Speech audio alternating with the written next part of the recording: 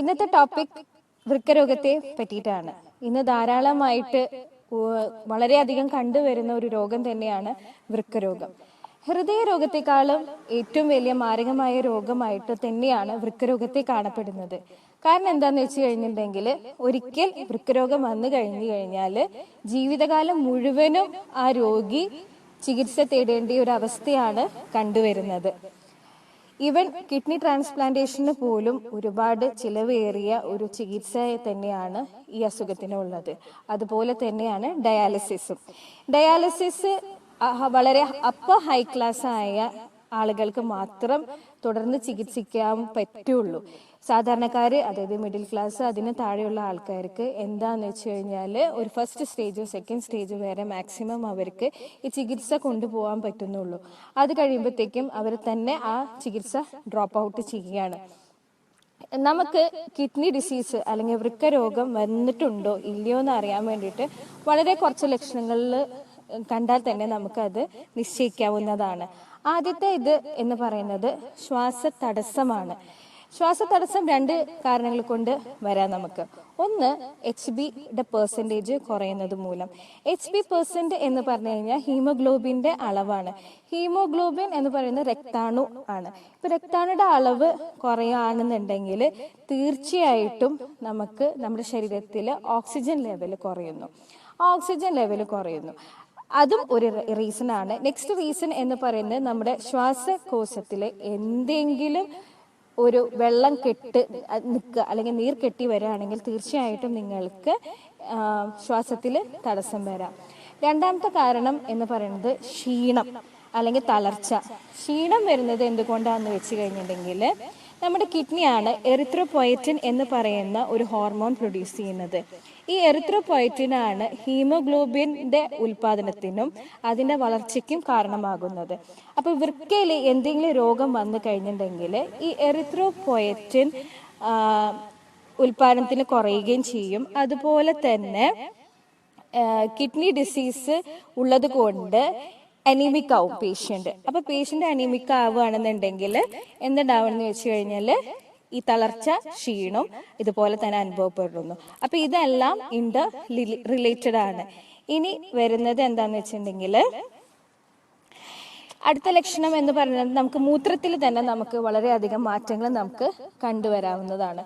മൂത്രത്തിൽ എന്താന്ന് വെച്ച് കഴിഞ്ഞാല്, കിഡ്നിയാണ് നമ്മുടെ ശരീരത്തിലെ ജലാംശങ്ങളെ അത് ഫിൽട്ടർ ചെയ്തിട്ട് മൂത്രത്തിന്റെ കൂടെ അത് പുറന്തള്ളപ്പെടും. നമ്മുടെ ടോക്സിൻസ് നമ്മളെ യൂറിനിൽ കൂടെയാണ് അത് ലെഫ്റ്റ് ഔട്ട് ചെയ്യുന്നത്. അപ്പോൾ എന്തുണ്ടാവും വെച്ച് കഴിഞ്ഞാല്, അപ്പൊ കിഡ്നിക്ക് എന്തെങ്കിലും ഫങ്ഷനിങ്ങിൽ എന്തെങ്കിലും കുറവ് വരികയാണ് അല്ലെങ്കിൽ തകരാറ് വരികയാണെന്നുണ്ടെങ്കിൽ ഈ മൂത്രത്തിലൂടെ നമുക്കത് സിമ്പിളായിട്ട് നമുക്കതിന് മനസ്സിലാക്കാൻ കഴിയും. ആദ്യത്തെ ലക്ഷണം എന്ന് പറഞ്ഞു കഴിഞ്ഞാൽ, ഉറങ്ങുന്ന സമയത്ത്, അതായത് നല്ലൊരു ഡീപ്പ് സ്ലീപ്പ് നമുക്ക് കിട്ടില്ല. ഇടയ്ക്ക് നമ്മൾ മൂത്രം ഒഴിക്കാൻ വേണ്ടി എഴുന്നേൽക്കേണ്ടതായിട്ട് വരുന്നു. അതുപോലെ തന്നെ മൂത്രം ഒഴിക്കുന്ന ഫ്രീക്വൻസി വളരെയധികം കൂടുന്നു. ഇനി മൂത്രം ഒഴിക്കുന്ന ഫ്രീക്വൻസി വളരെയധികം കൂടിയാൽ തന്നെ ചിലവർക്ക് വളരെ കട്ടി കുറഞ്ഞിട്ടും ധാരാളമായിട്ട് മൂത്രം പോകുന്നു. ചിലവർക്ക് കട്ടി കൂടിയിട്ടും വളരെ കുറച്ചായിട്ട് മൂത്രം പോകുന്നു.